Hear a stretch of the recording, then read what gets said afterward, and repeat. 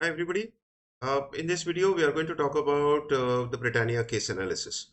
So I assume you have gone through the case, you have gone through the investor presentation, you have gone through the conference call transcript, the earnings call transcript, and the website and got a fair sense of what are the challenges facing this company. So in this video, I'm going to talk about 8 steps that you could take to improve, to look at the situation. And so let's begin. So the first thing to understand is the financials of the company. Now, what are the financials that have been reported? There is an increase in revenues. That is a good thing. However, there is a drop in profitability. Now, drops in profitability are ascribed to various reasons, but what appears to be is that there is a bit of a raw material price inflation that is coming in. The second, which the raw material price inflation is not controllable by the frontline sales team. That is something which, let's say, a sourcing or a procurement looks at. But the other aspect of a fall in the profitability is because of the product mix. And if we can get a sales team to focus more on selling the higher value products which have higher margins, then this is where we justify our roles in the company, and that would be the right strategy to do. So the situation in the company is that Britannia is, you might know Britannia as a biscuit company, but it has become much more than a biscuit company right now. So if I take you to the website and if I look at the number of biscuits, okay, that are there right now, look at the biscuit brands that are there. There is Good Day. I mean, you would know it as Mari. Okay, that's Britannia Mari. That's our phrase, most famous product. But look at Good Day, look at Marigold, NutriChoice, Milk Bikis, Tiger. We got 50/50, we got Jim Jam, Bourbon, Treat, Little Hearts, Pure Magic. Now, many of these are premium products which are priced higher and therefore are available at a, and it's more profitable for the company's sales team to sell them. That is what needs to be done, right? As far as product mix is concerned, the product mix really needs to change. And this entire route to market strategy is about how we can focus on the company's sales team and the distributor selling the entire range of products, some of which are premium products. If you look at the dairy products, you've got cheese slices, Winking Cow, the drink. You got Come Alive, you got Dairy Whitener. There's a snacking product in Treat and Time Pass. There are cakes that are available, which are muffins, fudget.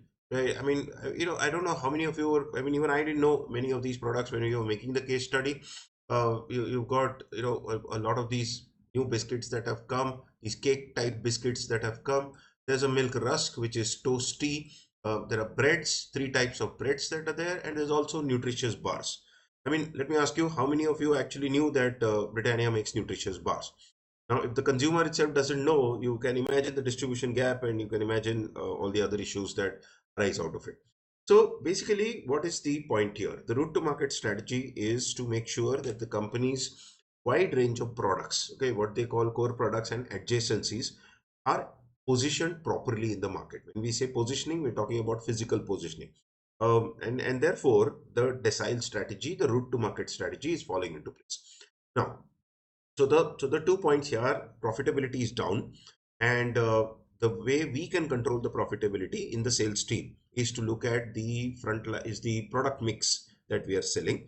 The second point is to understand the various range of products, and most of these products are likely to be sold in the top 20% of outlets, the top 10% and the next 10%. That's the route to market strategy.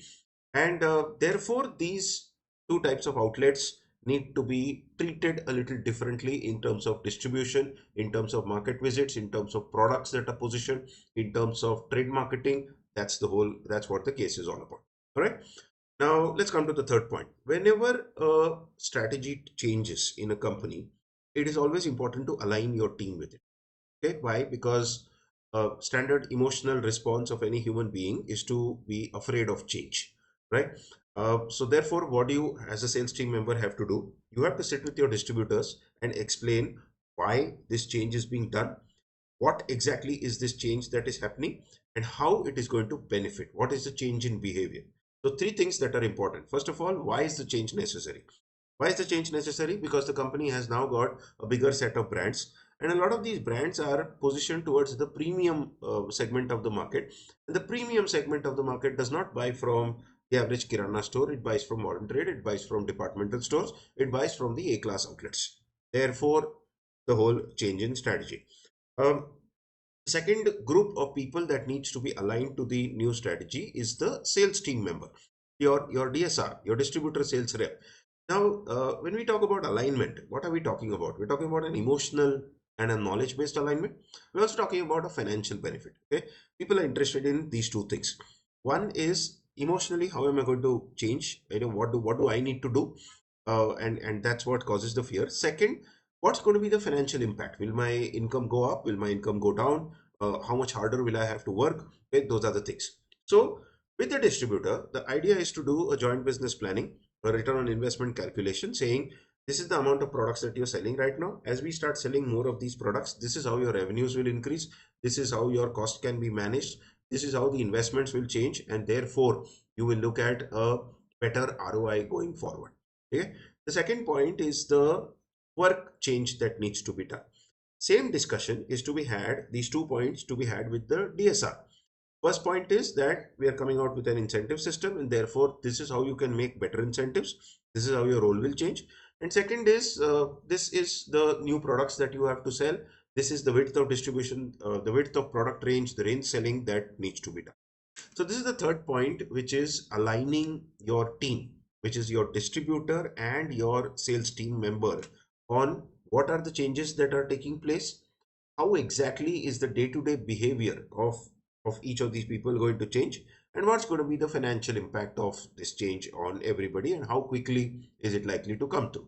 It's not immediate, it's something that is likely to happen over the next 12 to 15 months. All right, so that's the third point. All right, now the next point as a manager for you comes when you are now implementing this strategy. Now, the first thing that needs to be done is route rationalization. So today, your sales team is going into the market across routes geography wise. But now, in one particular geography, the A class outlets will be catered by one person, and the B and the C class outlets will be catered by another person. Now, who should do the A class outlets? You are now required to set up a sort of a hierarchy of your best people doing the A class outlets, the top 10% and the next 10%. So you have to do a little route rationalization. You also have to do salesman allocation. So point number 4 is to rework all the beats to the top 10% and 20% with one group of people, one group of salespeople, and then the other outlets to be put into a second, the other routes. Now, once you do that, which is point number 4, which is route planning, the next step is now salesman allocation. So point number 5 is who's going to do the top 10%, top 20% beats, who's going to do the other beats. This is an individual conversation that needs to be had with the sales team. You have to show a hierarchy, and you say, look, this is the reason why it's being done, and your best sales team members are doing the are serving the better quality outlets. They will need to get paid more, so you might need to do a salary rationalization. You will have to come up with an incentive plan to make sure that they get paid more, because they are more critical to the strategy, right? So that's the idea. So that's point number 5, which is salesman allocation. After you allocate the salesman to the top beats and the next 80%, the top 20% and the next 80%, comes sales training. Point number 6, do your sales team members have product knowledge? Do they have market knowledge? Do they know how to handle objections? So point number 6 is sales training that is required over here. Point number 7 is supply efficiency. The case mentions that many retailers are not even getting the stocks that they have ordered. I mean, forget about a push strategy. This is even if the retailer is placing orders, the distributor is not able to supply. What could be the issue? Maybe the product is itself not there. Maybe the distributor doesn't understand the importance of service. Maybe he's trying to cut corners. You'll have to get down into the details of this whole story and align the distributor on why supply chain efficiency is important. Why is it important to service the outlet on time?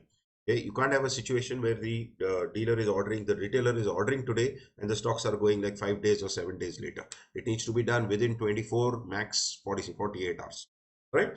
And the last point, once you've taken care of supply efficiency, point number 8 is to Get back to the distributor, get back to the sales team member and say, okay, how is this whole piece working?